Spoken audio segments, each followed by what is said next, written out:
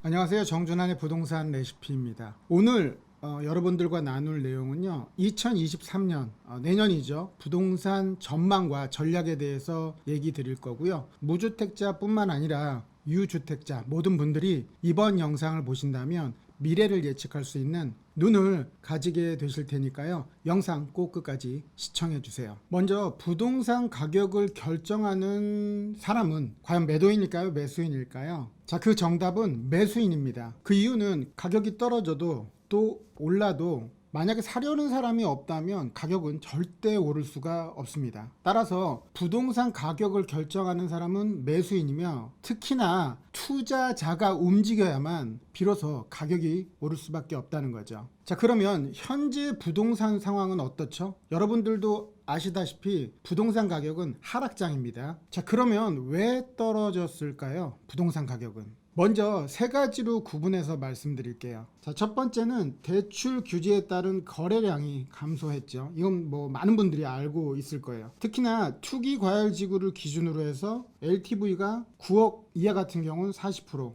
또 9억을 초과하면 20%, 15억을 초과하면 아파트 같은 경우는 대출 자체가 나오지 않는다는 거죠. 이렇게 대출 규제를 함에 있어서 부동산 가격의 거래가 되기가 쉽지 않은 거죠. 따라서 부동산 가격은 오르기가 어려웠던 거고요. 둘째는 고금리라는 거예요. 금리가 상당히 높은데요. 한국은행 기준금리가 2000년 5월 달부터 21년 11월까지 0.5%밖에 되지 않았죠. 현재는 몇 프로죠? 2.5%나 됩니다.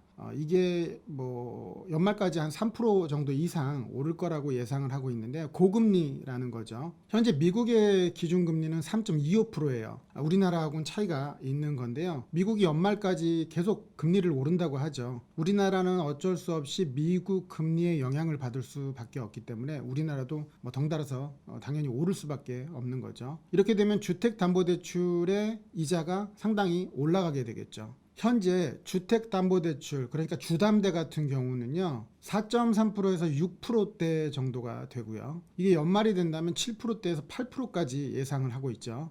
즉, 대출을 받아서 집을 산다는 거는 그만큼 금리가 올라간 상태에서 대출 이자를 많이 내야 되기 때문에 부담감으로 작용을 하게 되는 거고요. 자, 그러면 금리가 오른 이유는 뭘까요? 러시아 같은 경우 전쟁이 발생했고, 또 경기 침체가 계속적으로 이루어지고 있죠. 코로나 때문에 시장의 유동자금은 풍부하고요. 이 때문에 화폐 가치는 떨어졌고, 화폐 가치가 떨어지니까 물가는 상승을 했죠. 물가가 상승했으니까 실질적인 소득은 감소하게 된 거고요. 이에 따라서 인플레이션이 발생을 했고요. 그래서 긴축이 필요한 거고요. 풀린 돈을 걷어들여야 되니까 그만큼 금리도 인상하게 되겠죠. 이에 따라 대출 이자는 늘어나고 매수에 대한 심리는 떨어진 그러한 상태입니다. 자, 세 번째는 부동산이 갖고 있는 사이클이라는 게 있는데요. 이 사이클, 그리고 급등에 따른 어느 정도 숨고르기 조정이 필요한 상태였기 때문에 부동산은 하락장 상태이죠. 자료를 하나 보여드릴게요. 과거의 어떤 흐름에 대해서 제가 얘기를 드릴 건데요. 98년도에는 외환위기가 왔죠. 이러한 외환위기로 인해서 부동산 가격이 떨어졌기 때문에 부동산 가격이 하락하면서 정부에서는 규제에 대한 완화 정책을 하게 됐고요. 2002년에서 2003년도까지도 부동산은 하락을 했고, 부동산이 하락하기 때문에 정부에서는 부양 정책을 또 내놓게 됩니다. 즉, 부동산 거래가 좀 활발하게 되게 하기 위해서 그렇게 된 거고요. 이렇게 2005년도까지 발생이 됐고요. 2005년도부터 이런 규제가 풀리면서 슬슬 부동산 가격이 상승하게 되죠. 이 때문에 상승하면서 정부에서는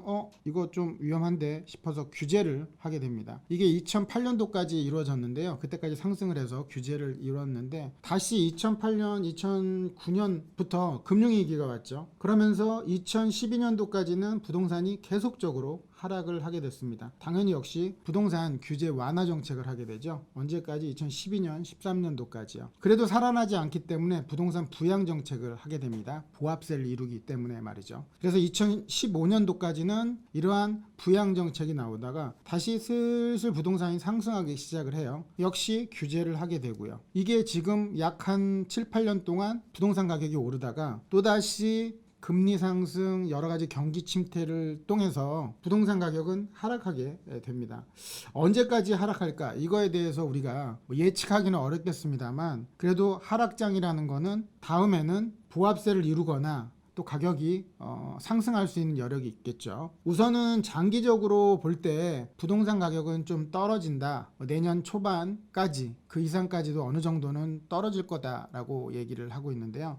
일부 부동산 가격은 또 오르는 지역도 있겠죠. 그래서 어쩔 수 없이 부동산은 하락장이다. 이렇게 생각할 수 있습니다. 자, 그러면 향후 부동산 상황은 어떻게 될 건지 한번 세 가지로 정리를 해보도록 할게요. 첫 번째는 전반적으로 부동산 시장은 하락한다는 거죠. 내년 초까지는 어쨌든 하락할 거라고 예상을 하는데 가장 큰 이유는 금리 인상 여파 때문에 그래요. 이자에 대한 부담. 두 번째는 전세 수요가 감소할 겁니다. 왜냐하면 내 집에 대한 보증금을 넣는데 부동산이 하락하고 있기 때문에 이 보증금이 불안하게 생각이 되잖아요. 그래서 이제 전세 수요는 감소할 거다라고 예측이 되고요. 그 다음에 세 번째는 부동산 규제와 부양 정책이 계속적으로 나올 거다. 이렇게 전망을 하고 있는데요. 이때 이렇게 규제와 부양 정책을 할 때 우리가 예상하는 건 거래에 대한 제한이 완화되겠죠. 이렇게 어떤 거래에 대한 제한을 완화하는 방법은 지방 같은 경우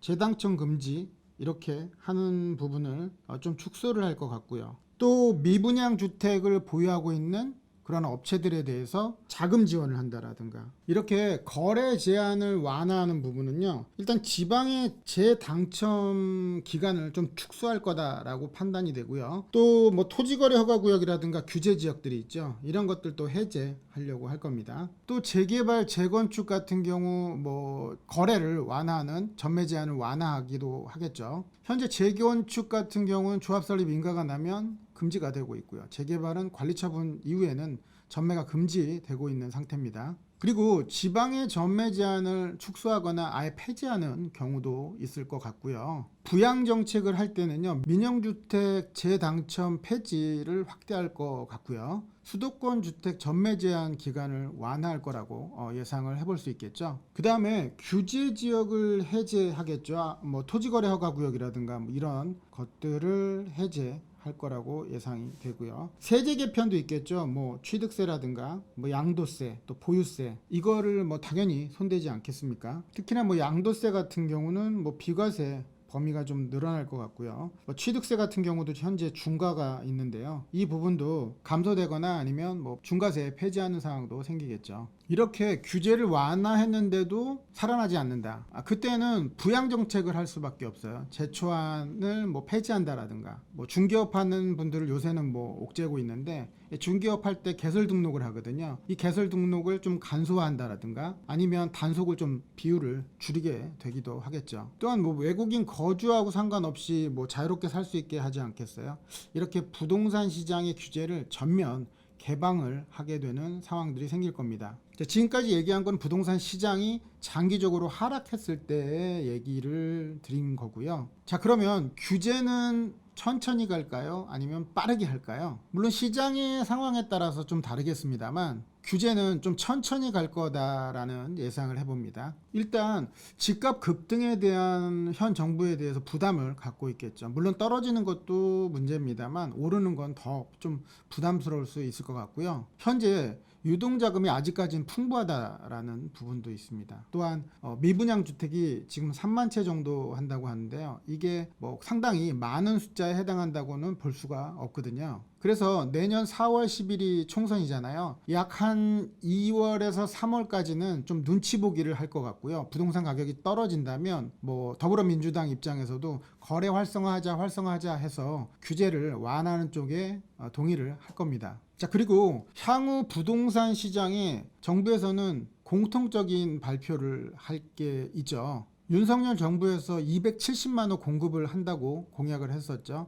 자, 그러면 공급 확대는 어쩔 수 없이 얘기를 할 겁니다. 집값이 떨어진다 하더라도요. 그래야만 무주택자들에게 꿈과 희망을 주게 되겠죠. 그러나 이게 공급이 과연 원활할까요? 그에 대해서 저는 상당히 부정적으로 생각하고요. 이건 무주택자에게 희망 고문이 아닐까라고 생각도 듭니다. 또한 정부에서 변함없이 얘기할 건 서울 강남북 균형 발전이라든가 서울과 지방의 균형 발전 얘기는 계속적으로 하겠죠. 근데 문제점이 하나 있습니다. 부동산 가격이 확 떨어진다. 이에 대해서 어느 누구도 뭐 장담할 수는 없겠습니다만 반등할 때는 상당히 큰 폭으로 반등할 것 같은데요. 일단 물가가 상승해 있고요. 원재료가 많이 상승했기 때문에 반등할 때는 또 끝없이 많이 상승할 거로 예상도 됩니다. 마지막으로 무주택자 입장에서는 어떤 전략을 짜야 될까요? 어쩜 지금이 무주택자들에게 내 집 마련하는데 기회의 시작이 아닌가 싶기 때문에요. 무주택자분들은 이 시장을 잘 분석해서 오늘 영상 잘 또 보시고요. 그래서 전략 잘 짜셔가지고 내 집 마련을 꼭 성공했으면 좋겠습니다.